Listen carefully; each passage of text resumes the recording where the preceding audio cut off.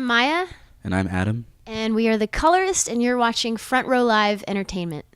You guys just got off of a really good tour. And then now that you guys started your own headline tour, the first 3 dates have been sold out. How does that feel for you guys, especially coming out of something so big? Yeah, this is our first year touring, and we've supported some great acts, and it's been such a pleasure sharing the stage. But finally, we get to be as creative as we want, and playing our first headlining tour and showing the crowd a bunch of songs they've never heard before.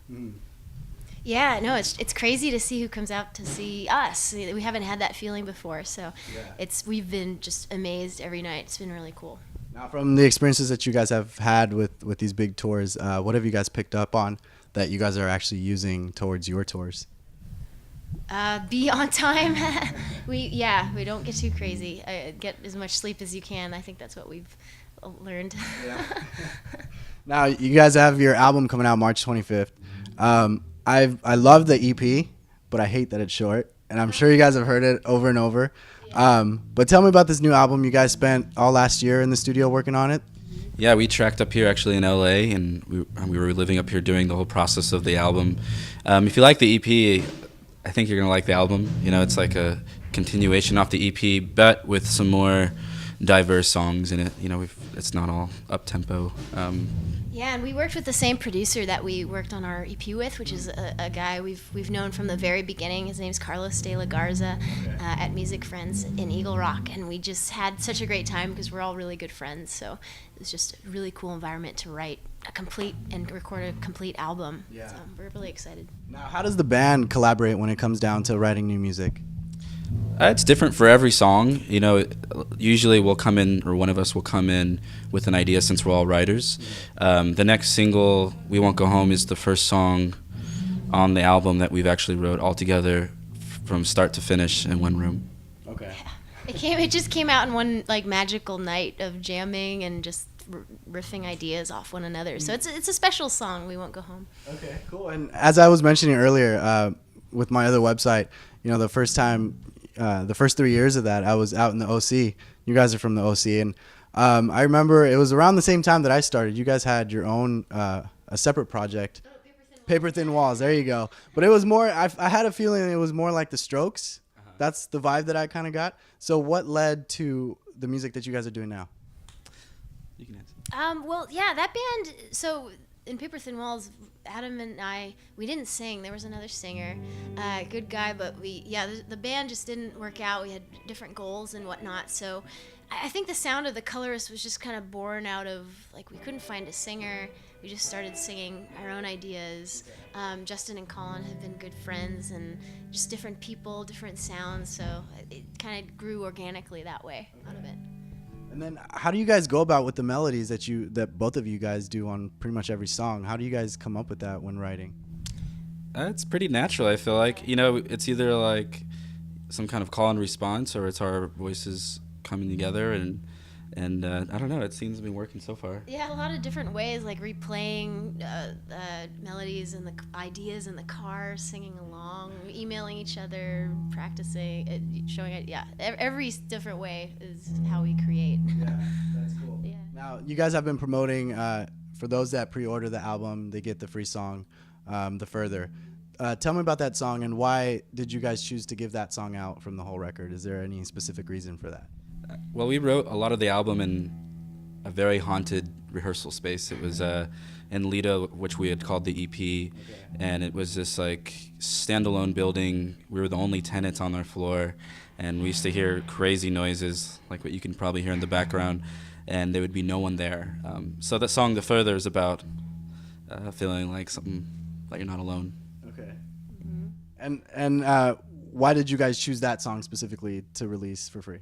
Well, that song is not on the record, so it's like a bonus track. Okay. I think it almost could have been part of Lido because it's so connected to Lido. So it felt more a part of the package of Lido than I think on the record. So we wanted to put it out there, so we had an opportunity to do so with a bonus track. Okay. Yeah. And then the songs that you guys promoted with Lido, the 4 tracks, are actually going to be on the record. And you guys have been, promoting those like crazy the past year. Is there a reason for keeping them on there? Is it like songs that you guys just couldn't get rid of, or? Those songs are super personal to us, and Okay. it was one of those things. If we had the option of either putting them on, putting it off, and I think the album wouldn't have been the same if those 4 songs originally on it. So we decided to put them on there. Is there one song specifically that you can't wait for the fans to hear because you're excited to hear their outcome with it? Oh, I think we all have a different answer for this one, but I would say "Put the Fire Out" or "Stray Away" for me. Those are on the album. mine is "Wishing Wells." It's my favorite song. I think they're all favorites, but that's maybe my personal favorite. Now, one thing that I find pretty cool is that your music obviously is poppy and sounds happy, but when you actually dig into the lyrics, they're a little darker on some songs. How are you able to do that when pulling out a song? I think it's almost like a coping mechanism. Like you're singing about dealing with darker things, but you do it in sort of like a triumphant, even anthemic way at times. So I think it's a way of like treating a sad subject with like in a hopeful way, and trying to create hope out of it. So I think that's what we're trying to do with all that. Yeah, I feel like a lot of people use music to vent and rewrite to vent. So and it's like one of those things. All those songs are really personal to us. Okay. And also for you, you're into media from what I researched. Yeah, you do editing, but you're also doing directing with Road Trip Nation. Oh yeah, how'd you know that? Oh, so you're not doing it anymore? I thought it was your project.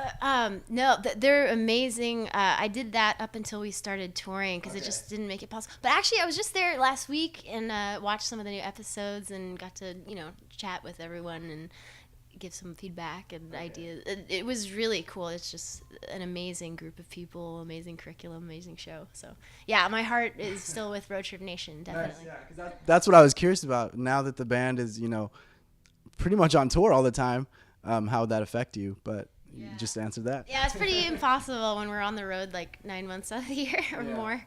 But yeah, still keep all those skills ready. And actually, Colin also had, he was a designer before we started touring.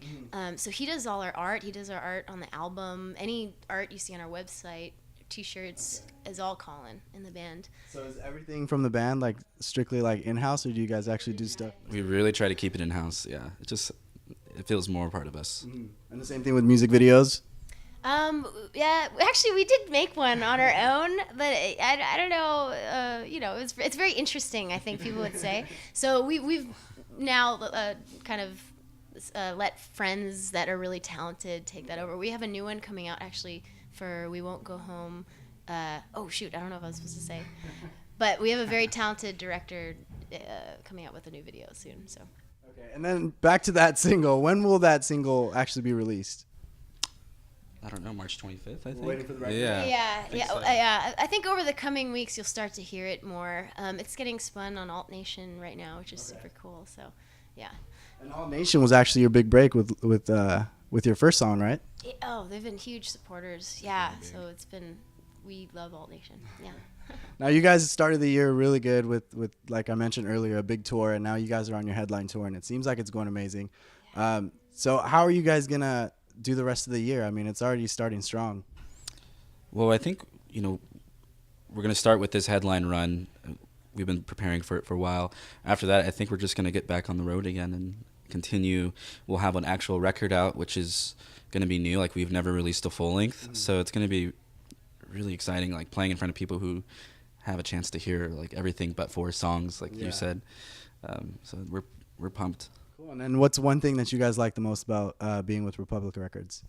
The people that we work with they're amazing. Yeah, Maureen Kenny is we're very close with, and she's been a great mentor. And Nate Albert too, like he's. And Nate.